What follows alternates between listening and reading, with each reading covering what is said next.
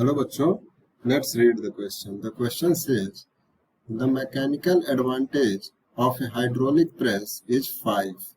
A car of mass 1500 kg is lifted by it when placed on a piston of a hydraulic press of area of cross section 5 meter per square.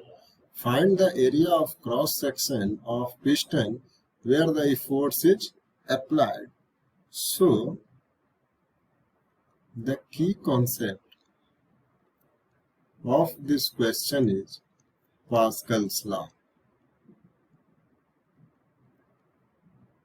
ठीक है, Pascal's law क्या कहता है कि जो hydraulic pressure होता है उसके जो दोनों पार्ट्स होते हैं उनके जो प्रेशर होते हैं वो क्या होते हैं, सेम होते हैं. ठीक है, तो यहाँ से हम इस क्वेश्चंस को सॉल्व करेंगे.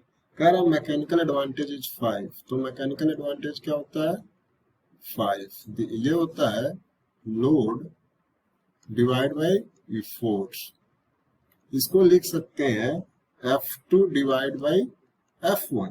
ठीक है, और एरिया दिया हुआ है ऑलरेडी, A1 की वैल्यू दी हुई है 5. ठीक है, तो और यहाँ से पास्कल्स लॉ के अकॉर्डिंग क्या हो जाएगा P1 इक्वल टू P2, और P1 को हम लिख सकते हैं इसके फॉर्म में लिखें तो हो जाता है F1 divide by A1 equal to F2 divide by A2. यहाँ से अगर हम लिखें तो F2 divide by F1 will be equal to A2 divide by A1. ठीक है,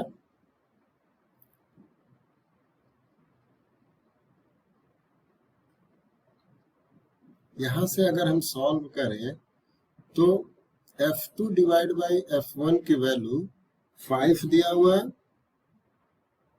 और A2 की वैल्यू जो दी हुई है वो हमें पिस्टन का कैलकुलेट करना है, तो A2 की वैल्यू दी हुई है, हमें A1 की वैल्यू कैलकुलेट करनी है. ठीक है, तो यहाँ पे F2 divide by F1 equal to 5 equal to A2 की वैल्यू 5 डिवाइड बाई A1. तो ये हो जाएगा A1 की जो वैल्यू आएगी वो आएगी 1 मीटर स्क्वायर. तो ये हमारे पिस्टन की एरिया हो गई. So I hope you understand it well. Best of luck. Thank you.